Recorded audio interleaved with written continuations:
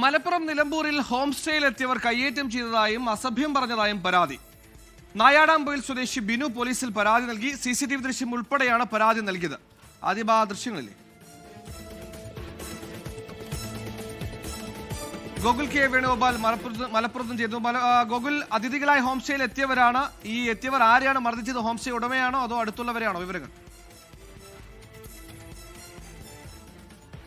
സുഹൈൽ, ഇന്നലെ വൈകിട്ട് 6:30യോടെയാണ് സംഭവത്തിന് തുടക്കം. ഈ നിലമ്പൂരിലുള്ള ഹോം സ്റ്റേയിലേക്ക് പുറത്തു നിന്ന് 10ഓളം സംഘങ്ങൾ എത്തുന്നു. ഇവർ അസഭ്യം പറയുകയും കയ്യേറ്റം ചെയ്തതുമായിട്ടാണ് ഈ ഹോം സ്റ്റേക്ക് സമീപത്തുള്ള വ്യക്തി പരാതി നൽകിയിട്ടുള്ളത്.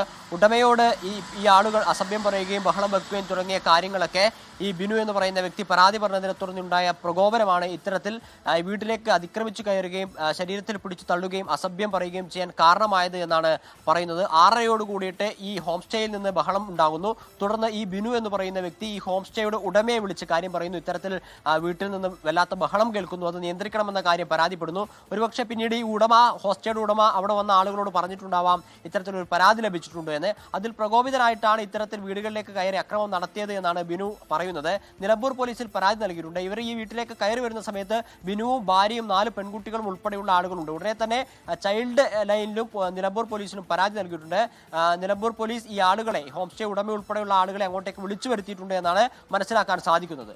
സുഹൈൽ, ലോകത്തെവിടെയായാലും ഏത് സമയത്തും 24 വാർത്തകളും ഓഗ്മെന്റഡ് റിയാലിറ്റി പാക്കേജുകളും എക്സ്പ്ലെയിനറുകളും വിശദമായി കാണാൻ ഞങ്ങളുടെ YouTube ചാനൽ നിങ്ങൾക്ക് സബ്സ്ക്രൈബ് ചെയ്യാം.